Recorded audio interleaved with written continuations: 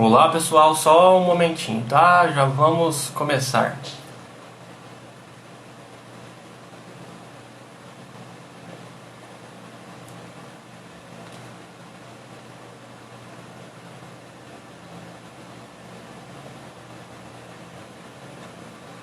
Então, a gente já começa. Sejam todos bem-vindos e bem-vindas. Olá, Olá, olá me ouve Antônio, bem? boa noite. Boa noite. Eu te ouço Tá me ouvindo perfeitamente. bem? Ah, Tudo que bem e bom. você? Boa noite a todas e todos. Tudo bem? Estou aí empolgado para Certo. falar sobre os dois filósofos tão diferentes. Então, eu vou começar apresentando brevemente o currículo do professor Flamarion Caldeira Ramos, né? Que é bastante extenso, por sinal, mas fiz um breve resumo. Ele é autor de diversos artigos, ele é autor também de uma obra chamada Manual de Filosofia Política, é tradutor das obras sobre a filosofia e seu método e sobre a ética, que são trechos dos Pererga e Paralipômena, lançado pela editora Edra, eu quero até mostrá-los aqui, certo? E ele é doutor e pós-doutor pela USP, e a tese doutoral dele se chama A Miragem do Absoluto, Crítica e Especulação em Hegel e Schopenhauer. Então, eu queria comentar brevemente sobre a relevância desse tema, né? Porque desde quando eu comecei esse perfil aqui no Instagram, é algo que é bem comum, né? De se ouvir, de se receber perguntas aqui sobre esse embate entre Hegel e Schopenhauer, que é algo que está permeado de injúrias, né, do lado do Schopenhauer em relação ao Hegel. Então, a minha ideia, ao chamar o professor Flammarion aqui, é que a gente possa compreender este embate para além das injúrias e das ofensas, né, para que ele possa dar uma profundidade nesse tema que as pessoas têm interesse, as pessoas conhecem, né, um pouco, mas o Flammarion vai dar uma explanação mais específica a respeito disso. Então, eu passo a palavra para você, professor. Fique à vontade. E as pessoas, se elas quiserem perguntar, podem ficar à vontade também. Podem mandar pergunta aqui na caixinha de perguntas, que eu vou olhando e, se for pertinente, a gente coloca a pergunta aqui. Ótimo, Antônio, muito obrigado pelo convite. Vai ser bem bacana, né, essa conversa. E é também bem bacana estabelecer esse diálogo, né? Justamente nesta data, né, porque esse ano, né, a gente tem aí alguns marcos. Isso porque a gente gosta, às vezes, de fixar datas cheias, né? Então, no último dia 27 de agosto, se completaram 250 anos do nascimento do Hegel, né? Inclusive é o dia do meu aniversário, curiosamente. E então, né, é o ano aí de um quarto de século do Hegel, né? Então, os estudiosos do Hegel no mundo todo e no Brasil também estão publicando textos, né, sobre o legado da filosofia hegeliana, né, e toda uma discussão a respeito da atualidade do seu pensamento, da relevância, né? Se trata de fato de um dos principais filósofos da história da filosofia ocidental. E esse ano também, mais precisamente na segunda-feira que vem, dia 21 de setembro, nós teremos a data de 160 anos da morte do Arthur Schopenhauer, né? E exatamente nesse dia, 21 de setembro, né, na próxima segunda-feira, eu vou começar um curso pela Universidade Federal da ABC de História da Filosofia Contemporânea do século XIX, que vai tratar do Schopenhauer, né? Eu vou depois colocar nos comentários para os interessados. Parte desse curso estará disponível no meu canal no YouTube, né? E aí, quem se inscrever lá no canal vai poder assistir esse curso, né, que vai de setembro a, a dezembro.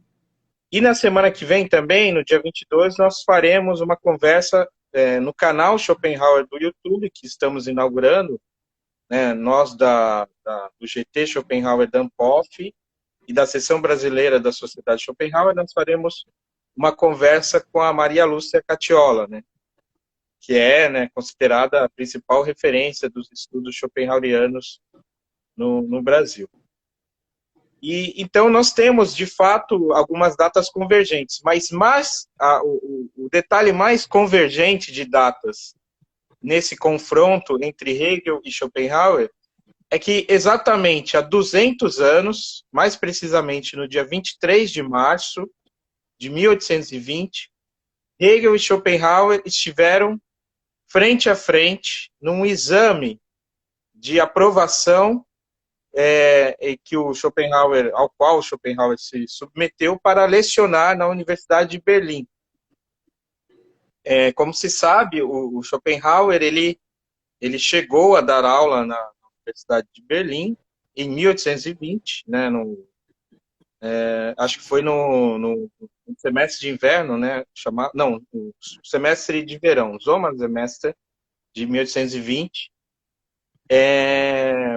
da qual, né, dessas aulas nós temos as conhecidas preleções de Berlim, né, que é uma apresentação alternativa do conteúdo de O Mundo com Vontade de Representação em 4 volumes, né.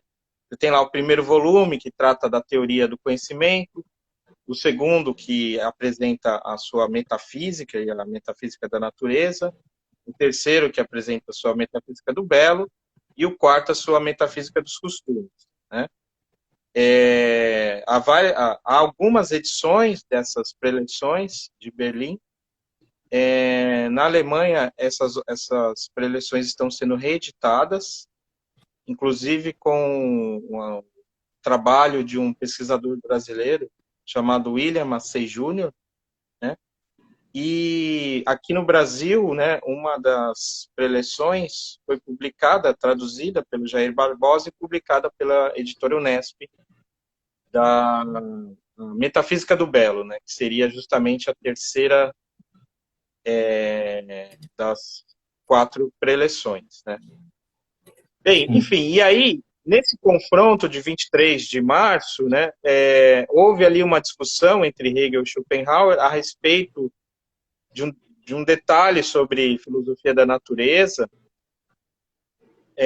foi, na verdade, a única arguição, né, a única questão que o Hegel colocou ao Schopenhauer, e o Schopenhauer respondeu de uma maneira um pouco ríspida, mas, de fato, o Schopenhauer foi aprovado e não houve uma tensão maior entre os dois, né? Pelo contrário, os estudiosos dizem que o Hegel até foi simpático ao Schopenhauer e recomendou que ele logo anunciasse o seu curso, né, para os seus alunos.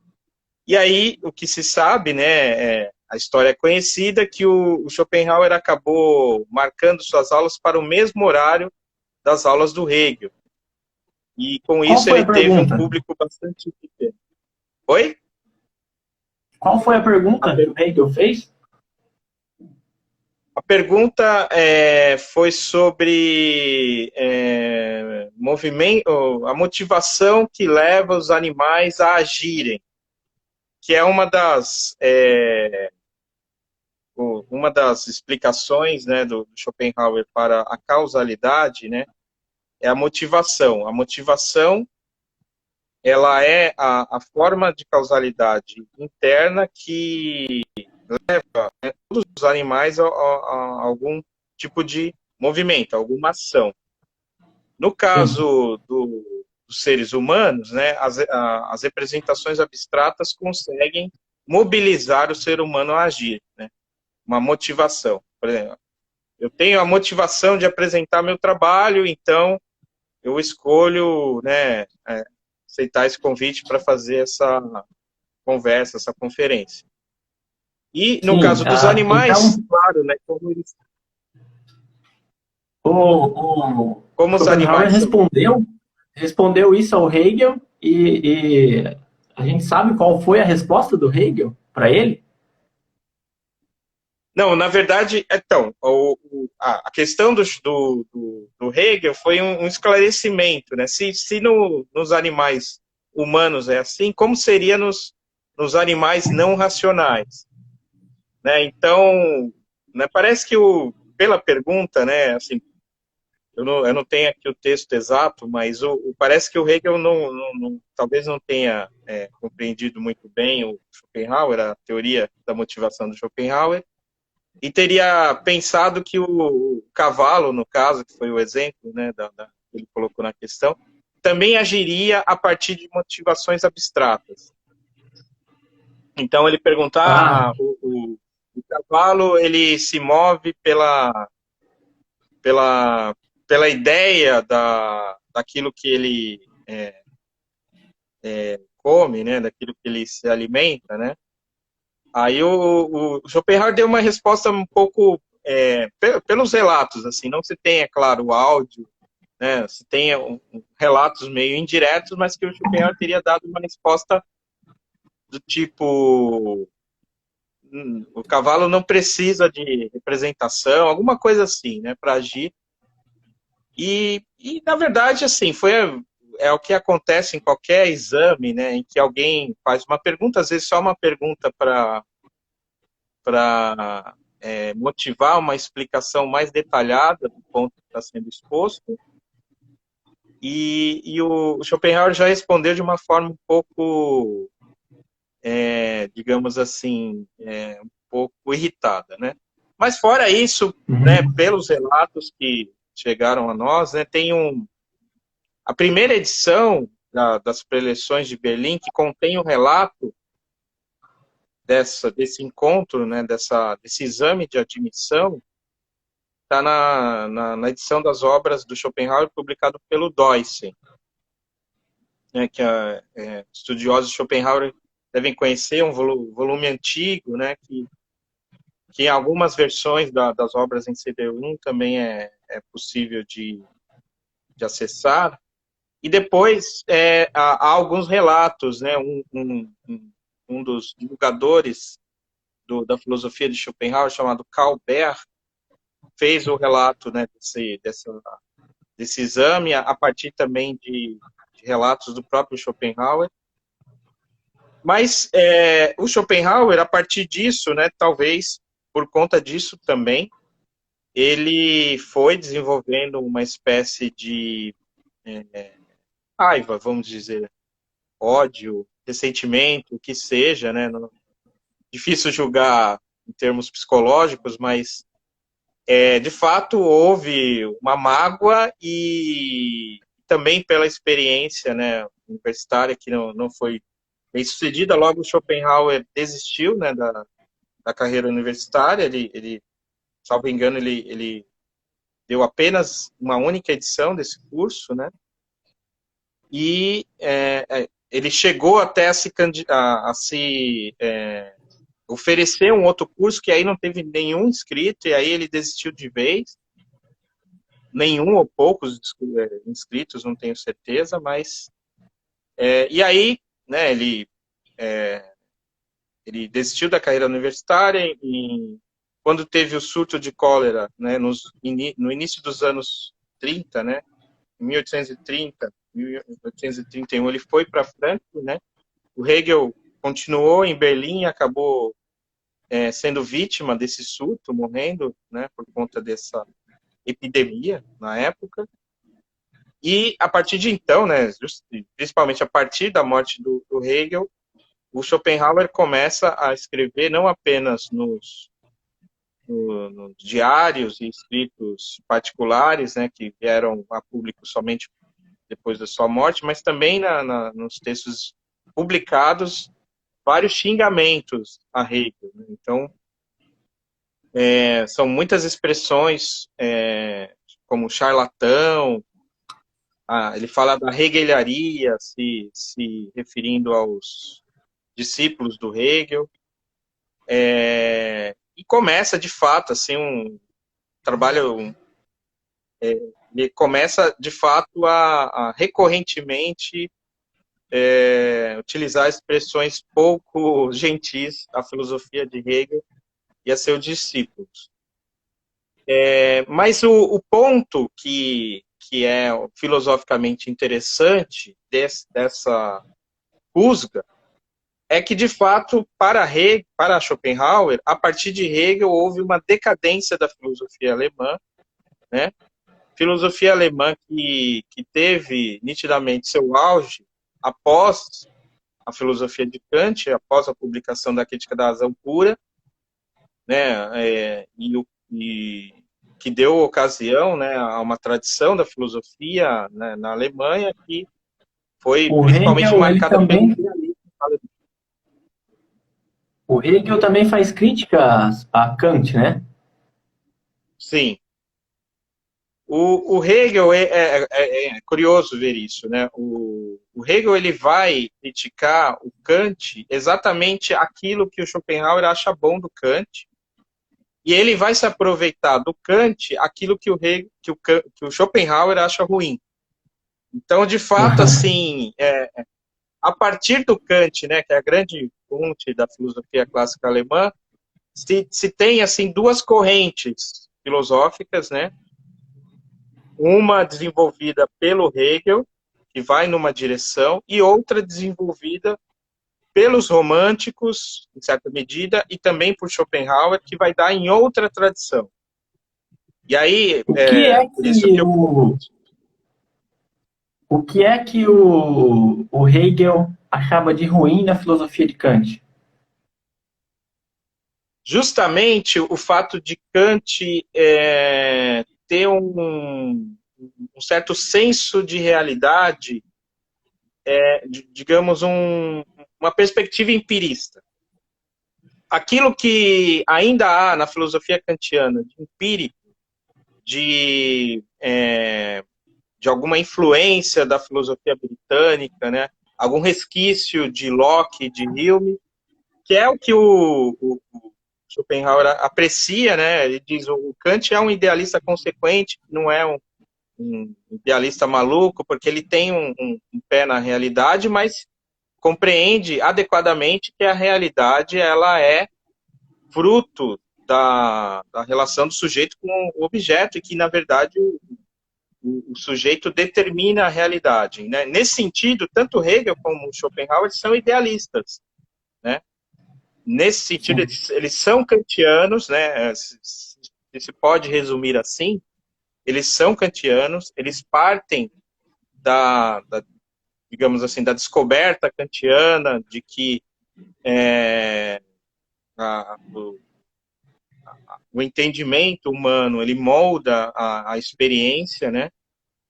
Mas enquanto para Schopenhauer essa experiência é fruto do contato com a realidade empírica, para Hegel, o Kant ficou muito preso à realidade empírica e aos limites do entendimento humano.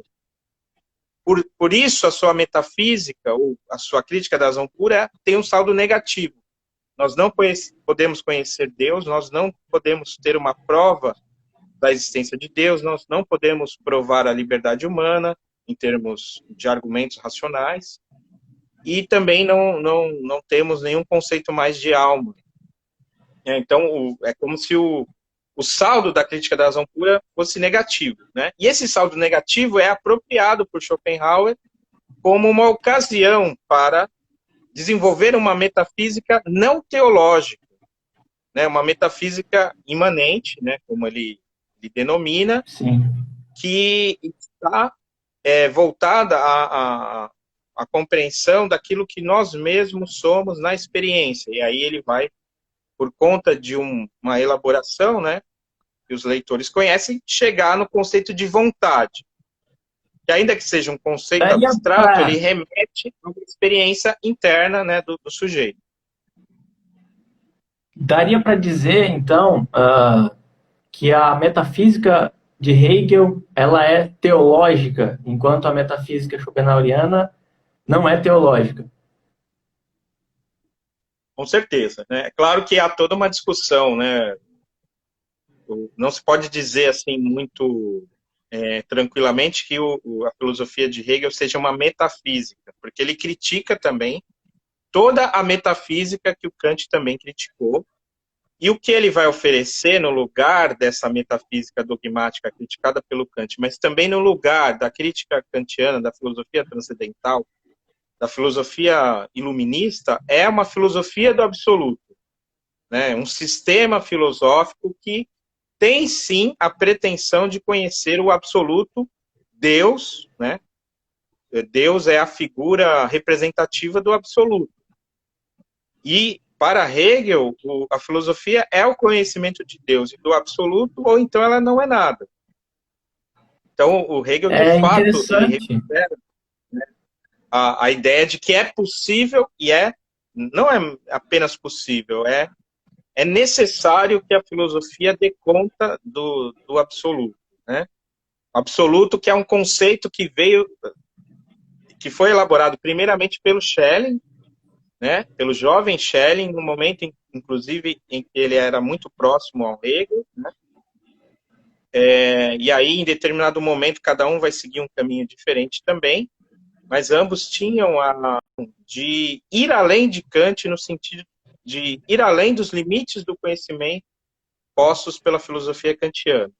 Enquanto que, embora o Schopenhauer também quisesse ir além dos limites da metafísica, né, ele não queria chegar perto de nenhum absoluto, porque o absoluto é aquilo que está fora da experiência imanente, portanto, fora do interesse da filosofia.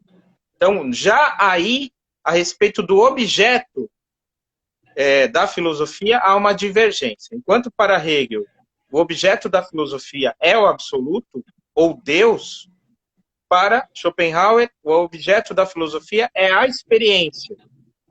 A experiência que, ainda que não vai ser a mesma experiência dos britânicos, dos empiristas, já vai ser uma experiência kantiana, em que há o sujeito, em que há um idealismo envolvido, mas é uma experiência que tem base empírica, né? E que não deixa lugar para um transcendente, né? E também não vai além daquilo que nós experimentamos enquanto sujeitos empíricos. É, daria para dizer que, você me corrija, né, que o conceito de absoluto em Hegel está para o conceito de coisa em si de Kant, da mesma forma que está à vontade dentro da filosofia schopenhaueriana? Passa por isso também, né? Porque Dá o para traçar algum Kant falou, paralelo entre o absoluto e a vontade? sim, dá para fazer um paralelo, né? Com algumas diferenças, porque de fato, né? O Schopenhauer vai trabalhar com a oposição entre fenômeno e coisa em si, ou aparência e coisa em si, né? Erscheinung Sim. e Ansicht, né? E ele vai colocar o fenômeno, isso está no próprio título, Mundo como Vontade e Representação, né? Joga com essa distinção. A coisa em si, que é aquele X desconhecido na filosofia do Kant, que a gente não pode conhecer. Porque nós só podemos conhecer fenômenos na nossa experiência pelo entendimento. Mas nós, segundo Schopenhauer, podemos conhecer algo que vai além dos fenômenos, porque nós temos uma experiência mais imediata dessa coisa, que é a nossa vontade. E aí, por analogia, né, a gente vai chegar à vontade e vai se apresentar como alguma coisa una, universal, geral, pertencente a todos os seres da natureza, o que constitui todos os seres da natureza. No caso do Hegel, ele não vai dizer, né, não, porque de fato o conceito principal, né, talvez do Hegel, junto com o absoluto, quase idêntico ao absoluto, é a ideia de espírito. E aí é difícil, né? A filosofia de Hegel é muito difícil até de resumir, né? Porque você tem, em determinado momento, todas essas palavras, conceito, ideia, espírito, absoluto, Deus, parece que tudo a mesma coisa, né? Mas é claro que Sim. lá no âmbito da lógica, essas categorias se diferenciam. Mas o Hegel, pegando o atalho posto pelo Fichte, ele vai dissolver essa questão da coisa em si. Também, da mesma maneira que ele vai dissolver a noção de fenômeno. O Hegel não opera, digamos assim, num registro dualista. Ou pelo menos a filosofia dele não tem a pretensão de não operar num dualismo. Né? Então, esse dualismo entre fenômeno e coisa assim vai desaparecer, né? E esse também é um ponto essencial da distinção entre Kant e Hegel. Né? Para Hegel não existe uma coisa em si contraposta ao fenômeno, só há, de fato, a única realidade vai ser o espírito. E o espírito será a identidade, não apenas a identidade do sujeito, do objeto, mas a identidade da diferença, que são expressões especulativas que tentam abordar essa coisa mesma, que é a realidade, que é o espírito, que é o absoluto, que é o todo, né? E é claro, para mobilizar todo esse pensamento especulativo, né, que é dialético na sua essência e não apenas no seu método, o Hegel utiliza uma linguagem muito difícil, uma linguagem que afasta assim, leitores, né, como Schopenhauer, que são leitores que gostam de uma linguagem clara, né, e o próprio Schopenhauer, como escritor, também desenvolvia isso, uma linguagem clara, o uso de metáforas, o pensamento muitas vezes cristalino, né? E o pensamento do Sim. Hegel não é nada cristalino, não é nada claro, pelo contrário, é obscuro, né? Como o próprio Adorno, né? O Adorno escreveu um ensaio sobre Hegel chamado Skoptenos, ou obscuro, né? Que é o mesmo adjetivo que usavam para o Heráclito, né? E há uma razão de ser da filosofia hegeliana ser assim. É o fato de que ela não opera no registro do entendimento. Em Hegel, há uma oposição entre entendimento e razão. O entendimento é a razão comum, é o bom senso, né? Bom senso, tanto lá do Descartes, né? E começa, né, acho que nas meditações ou no discurso do método, falando do bom senso como uma coisa partilhada, né? E também se fala noção e entendimento humano, que vem também dos ingleses. Hume fala bastante disso, né? E o Schopenhauer, ele absorve esse conceito do entendimento humano. As coisas têm que ser claras para o entendimento humano, senão não faz sentido, né? Só que o Hegel É, elabora um conceito de razão, né? Como uma razão especulativa que vai além das limitações do mero entendimento.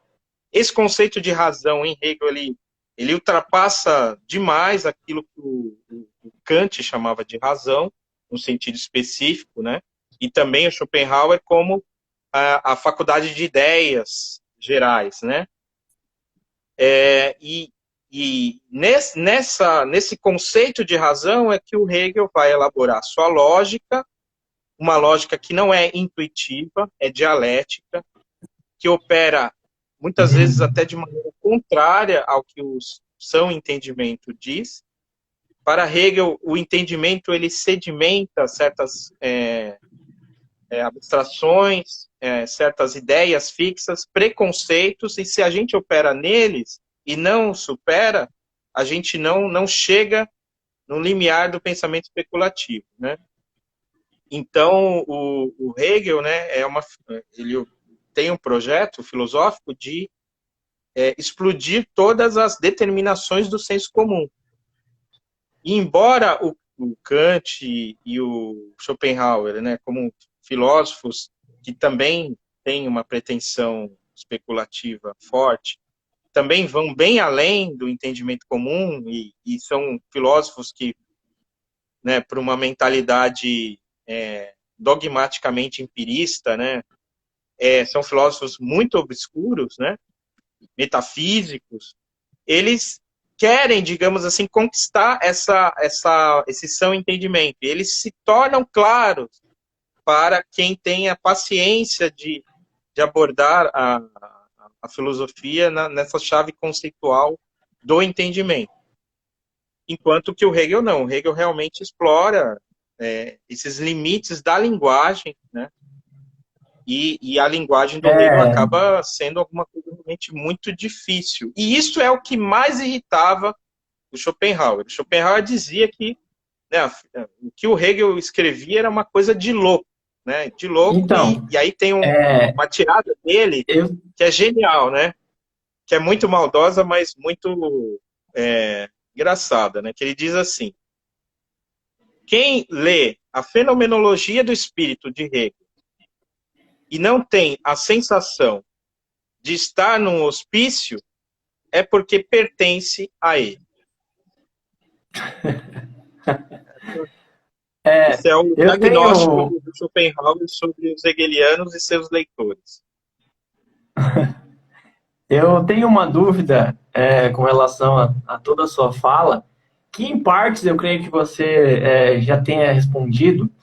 No caso do Schopenhauer, você falou brevemente que ele, para demonstrar a vontade, ele usa muitas analogias, como é o exemplo do capítulo 19 e 20 do segundo tomo do Mundo com Vontade de Representação, onde ele fala da consciência de si, da consciência das outras coisas, né?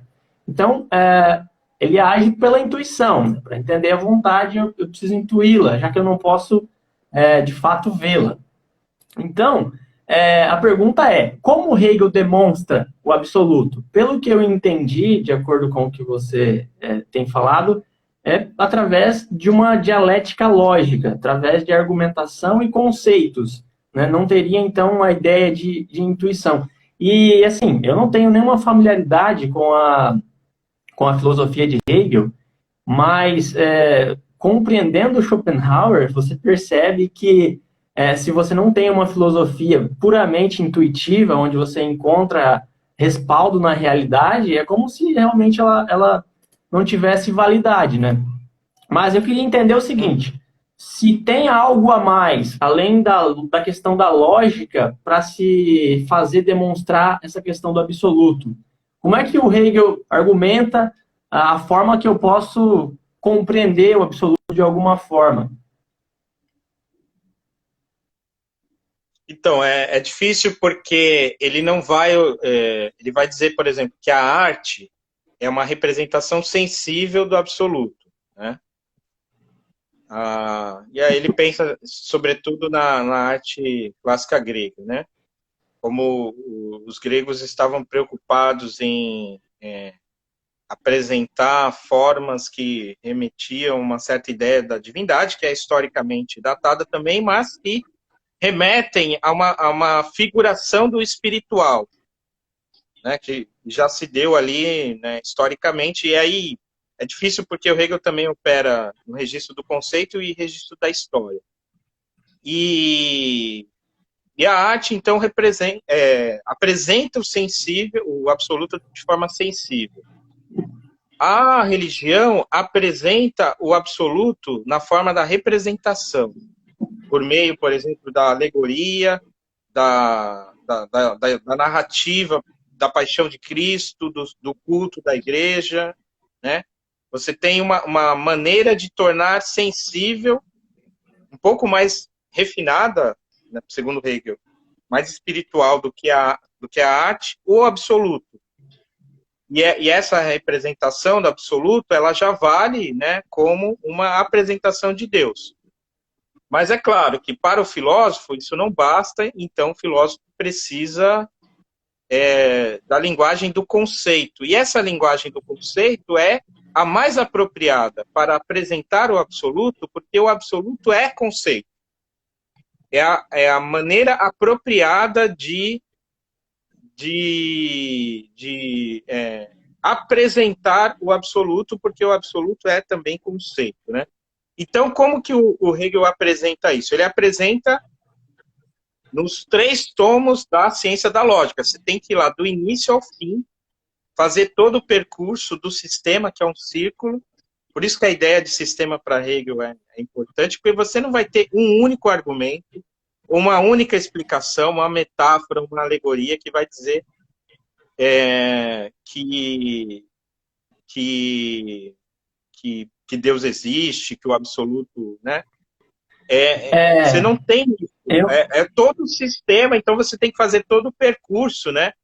E aí é curioso, no início da ciência da lógica, o Hegel vai dizer a ciência da lógica é o pensamento de Deus antes da criação, né? E aí como você vai aceitar isso, né? O próprio Hegel diz, uma afirmação seca, tipo, Deus existe, vale tanto como uma outra, que diz, Deus não existe.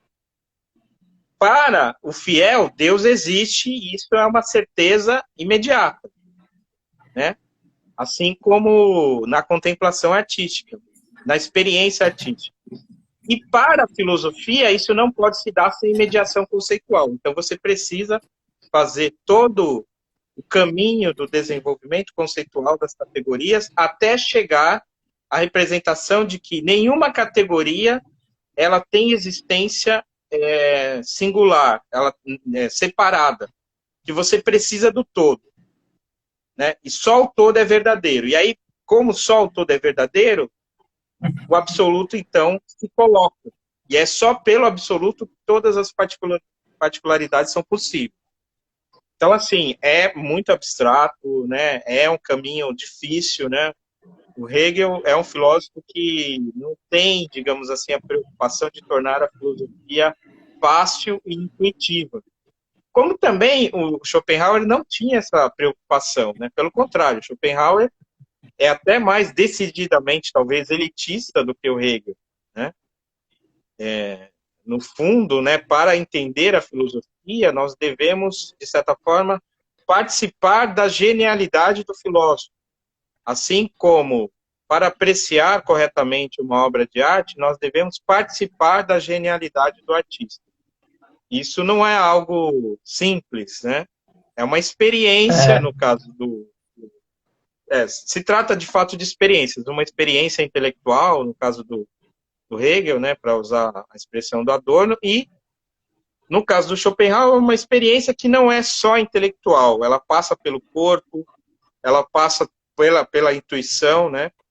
E eu acho que o ponto é bem esse, né? Você tem uma valorização do intuitivo e do corporal em Schopenhauer, enquanto que o Hegel, né, ainda que seja um filósofo muito importante para a filosofia atual, né, muito atual, um filósofo que você vê vários autores contemporâneos que valorizam a filosofia hegeliana, mas o Hegel, ele, de fato, ele se apresenta como a consumação da tradição filosófica, especialmente aquela que tem início com Platão, em que há, de fato, uma hierarquia entre o sensível e o intelectual.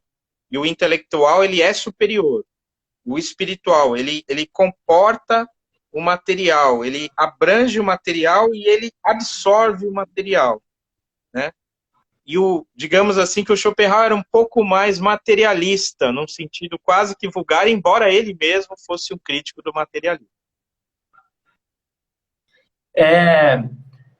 Eu percebo a obra, ouvindo você falar, percebo a obra do Hegel, ao menos na visão de Schopenhauer, como sendo uma extrapolação da lógica. Eu senti também uma ideia na questão do absoluto, como se fosse algo relacionado ao panteísmo, mas eu não sei se está correto essa afirmação, né? E assim, também outra coisa que me faz pensar tudo isso é como se toda a obra do Hegel partisse da segunda raiz, né? Que é das abstrações, onde não preciso ter uma intuição, já está validado o próprio conceito, né? O próprio conceito de absoluto já é válido por si. Me parece desta forma. E eu também me recordo aqui sobre a ideia do Schopenhauer de considerar a filosofia do Hegel como sendo oficial, né? Como sendo uma filosofia estatal até.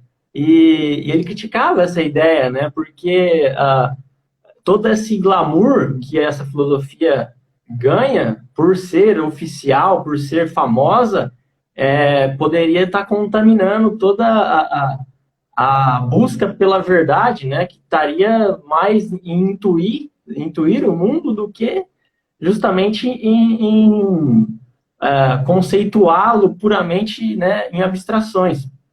Então, assim, todas as coisas que você fala contribuíram, de fato, bastante para compreender, ao menos, um começo do que significa a filosofia hegeliana para Schopenhauer.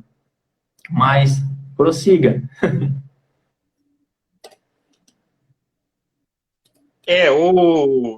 Aí a gente toca num ponto, né, que eu não queria deixar passar, que vai assim também no sentido do que é a filosofia para ambos os filósofos, né?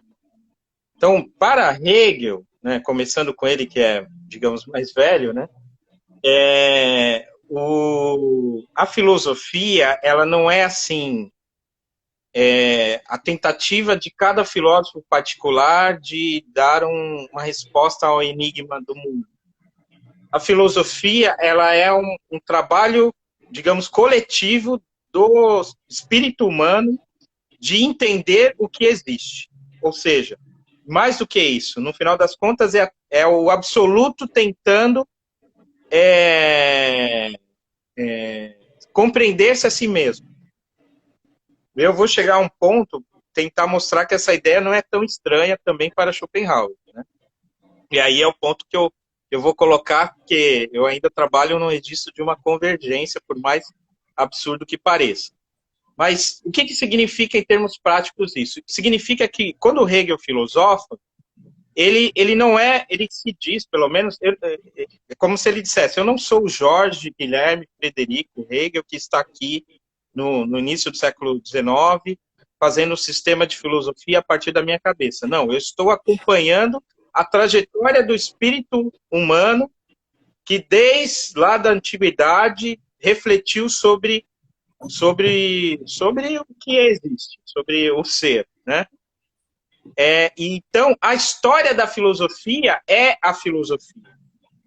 Então, a história da filosofia ela já passou por esse momento de procurar uma verdade na natureza, ela já passou por esse momento iluminista de criticar a religião oficial, e ela está agora nesse momento kantiano, idealista, em que se chega à noção de absoluto em Schelling, e agora ela precisa, de uma forma conceitual, que eu, enquanto indivíduo, estou encarregado de apresentar, e é isso que eu fiz na ciência da lógica, né? E aí a filosofia se completa, né? O Hegel diz, a filosofia como sistema, tal como eu apresentei, deixa de ser amizade à sabedoria e passa a ser a sabedoria. Daí a noção de saber absoluto. É claro que esse é o projeto mais ambicioso que já existiu na história do pensamento humano. A ideia de que a filosofia realmente se realiza em Hegel, né? E aí não é à toa, né, que isso vai causar tanto rancor, né? Por quê? Porque o Schopenhauer compreende que a filosofia ela está no meio da existência que ela mesma é inexplicável. E ela vai permanecer inexplicável como um enigma. Mas cada filósofo, né, no âmbito da sua genialidade, vai oferecer uma luz para iluminar essa existência que está no meio de um grande breu, né? E a filosofia não pode ir além disso. Então, o jogo nunca acaba, de certa forma, para Schopenhauer. Só que, nesse ponto de vista, a filosofia nunca se completa, você nunca tem um sistema que abarca o todo. Cada filosofia é uma tentativa particular de explicar o todo. Você não tem essa totalidade, né? E da mesma forma que você não tem essa totalidade, você também não tem uma totalidade social que se completa a partir disso, né? Então, de certa forma, a concepção schopenhaueriana é uma concepção talvez atomista, talvez liberal, talvez individualista de compreender a realidade. enquanto em Hegel, de fato, ela precisa assumir esse caráter oficial, né? Porque não é o Hegel o filósofo, é o Estado da Prússia, né? Que naquele lugar, naquele momento da história, chegou à consciência de si, porque na Europa, né? Então tem um eurocentrismo, né? Uma ideia, né, de valorização do Estado, porque a filosofia não é independente do Estado, não é independente do seu tempo, o indivíduo filósofo não é independente da instituição, a filosofia universitária ela tem um papel, né, enquanto que em Schopenhauer toda essa oficialidade acaba limitando a criatividade do pensamento, acaba sendo uma camisa de força que oprime o pensador individual na sua autonomia de buscar uma resposta ao enigma da existência. Então, de fato, você tem ali uma representação em Hegel e Schopenhauer de um conflito que é típico, né, da filosofia no geral, ao longo da história, e principalmente na modernidade, entre uma visão, digamos,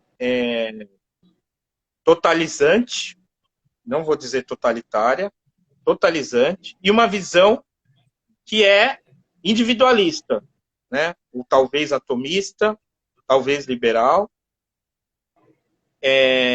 em que os indivíduos vão colocando cada um a sua visão, nenhuma se sobrepõe às outras e nenhuma deve se sobrepor às outras, elas convivem, muitas vezes de maneira antagônica, né? Mas elas se convivem e aí, de certa forma, há uma dialética não conciliadora, porque cada visão de mundo briga, né? E vai se opondo. Essa é a questão da dialética no Hegel. A questão da dialética no Hegel. Da onde que ele busca a questão da dialética? A dialética em Hegel, né, por um lado, né, ele retoma uma tradição, né, da filosofia socrático-platônica, só que, por um lado, a dialética ela é mais e menos radical do que a dialética socrática, porque, embora ela exerça, digamos assim, a atividade dialética de colocar em contraposição visões diferentes sobre as coisas e mostrar que elas não se resolvem, elas vão encontrar algum tipo de resolução, de síntese, seja de conciliação na história, né? E aí é nesse ponto que a dialética, talvez, em Hegel, ela vai além de uma dialética abstrata, né? Porque ela se pretende concreta, ela se pretende o movimento das próprias coisas, né? A realidade é dialética, não apenas o discurso ou a filosofia. Só que a realidade mesma, ela vai também se desenvolvendo no sentido de encontrar soluções, de encontrar sínteses em diferentes épocas, em diferentes momentos, né? E como há também em Schopenhauer uma tensão, que é a tensão da vontade buscando propagar-se no tempo, e a vontade ela vai se opondo a si mesma nos diversos indivíduos, e a filosofia por Schopenhauer também, de certa forma, é a busca dessa vontade universal, de entender-se a si mesmo nas suas diversas manifestações. Então também há uma dialética em Schopenhauer, mas o Schopenhauer não apresenta a sua filosofia como dialética e encaminha não uma conciliação, mas uma busca por redenção, que vai se dar na expressão daquilo que ele considerava como suprassumo da existência, como aquilo que há de mais sublime na existência, que é a experiência da negação da vontade, que se dá em indivíduos excepcionais, né, na experiência ascética ou na experiência mística, e que representa uma viragem da vontade que, de certa forma, vai tentar suprimir essa dialética, né, do jogo entre desejo, insatisfação, vida e morte. Eu quero retomar um ponto onde você falou que o Hegel ele exclui a questão da duplicidade das coisas. Eu gostaria de entender como que isso funciona em relação à dialética, porque a dialética pressupõe sempre, né, dois opostos. E me lembro que você falou alguma coisa a respeito de a exclusão da duplicidade, né? Como traçar um paralelo nisso aí?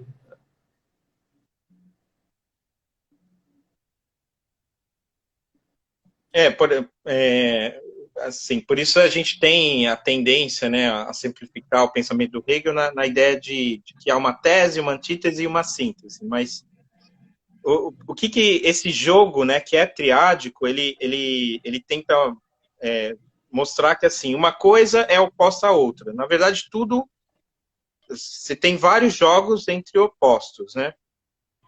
Por exemplo, você tem o ser e o nada, né?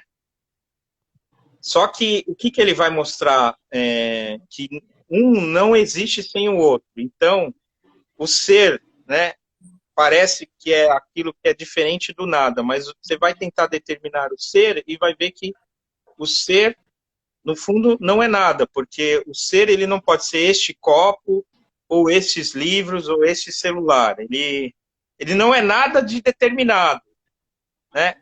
E aí você vai ter que ter uma mediação, que é a categoria do devir, né, que vai estabelecer uma mediação entre o ser e o nada, entre o vazio e o cheio, entre o vazio e a substância, etc. Então, o que o Hegel vai tentar mostrar? Que os opostos, eles precisam, eles se atraem e eles elaboram uma outra coisa, né?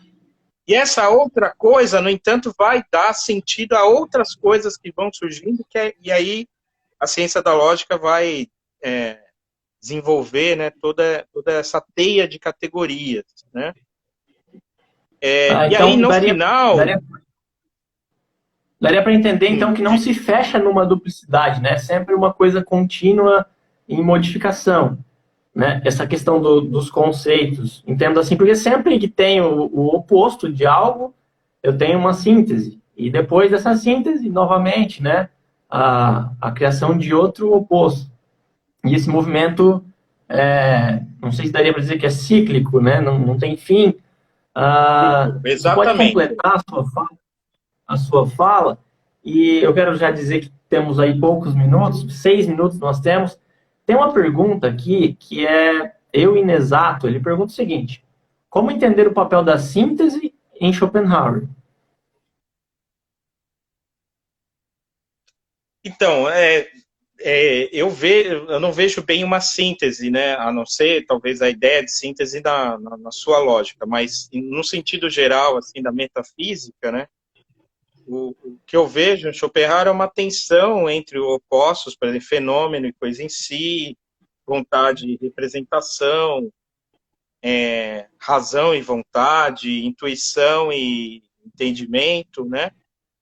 E há uma contraposição entre esses dois, e não há propriamente uma síntese, né? E aí, em termos existenciais, você tem um conflito, né, que é típico da existência dos seres sensíveis em geral, e especialmente no ser humano, que é justamente a busca por fugir do sofrimento, né? O ser humano, em determinado momento, ele compreende, seja de forma abstrata pela filosofia, seja de forma intuitiva, que esse mundo não tem jeito. Que era melhor não ter existido, não ter nascido, né? Que a vida é um lucro cujos... Não, a vida é um negócio cujos lucros não cobrem os gastos.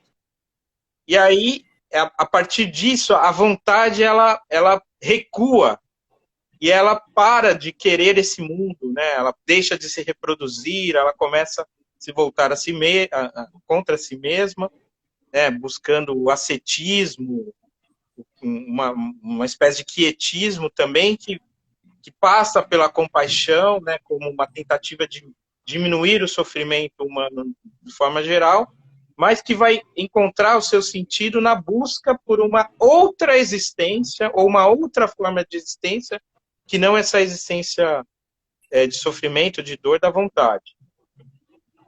E isso vai resultar, por para Schopenhauer uma experiência mística que não tem nome, que é o nada. Né? E aí, a gente vai ver amanhã lá com o Flávio, né, a discussão sobre o niilismo em Schopenhauer. Mas o Schopenhauer, ele não se prende a esse nada, como dizer, mano, a existência realmente não tem nenhum sentido, não há nada. Não, ele vai dizer, há alguma coisa, mas isso não pode ser explicada, só pode ser vivenciada, uma experiência religiosa, e isso dá algum sentido. Né?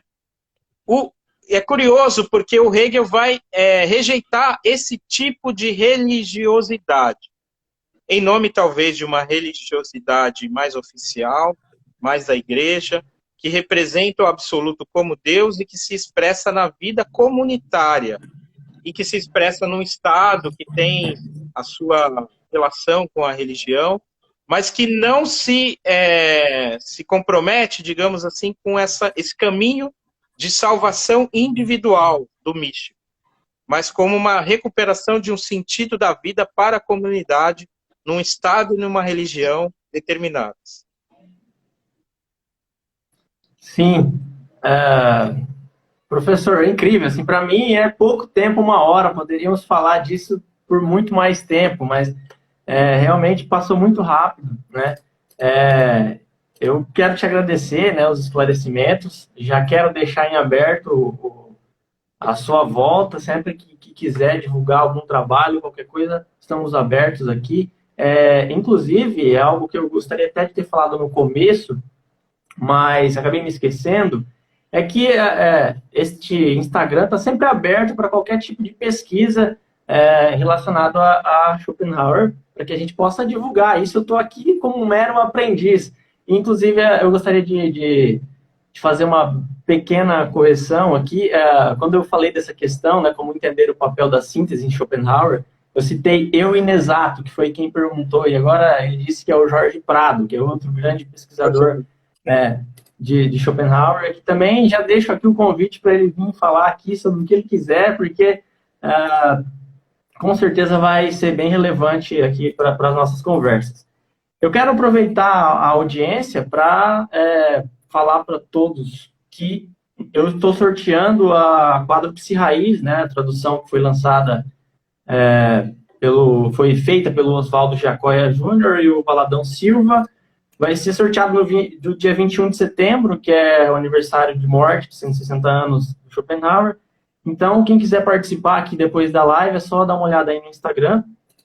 E eu entrego a palavra final para você. Nós temos 1 minutinho e me despeço. Muito obrigado pelas palavras. Eu que agradeço, Antônio. Muito, muito obrigado pelo convite e parabéns pelo trabalho, né?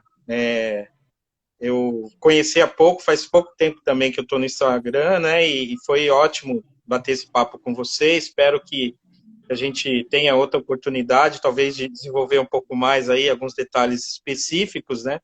De tudo aí que eu falei. E vamos ver se dá certo aí a gravação para que aqueles que chegaram no final aí consigam ver até pelo menos todo dessa nossa conversa. Obrigado. Beleza. Abraço. Está aberto, sim, para próximos encontros. Certo? A gente se fala. Beleza, então. Obrigado. Tchau, galera. Até mais.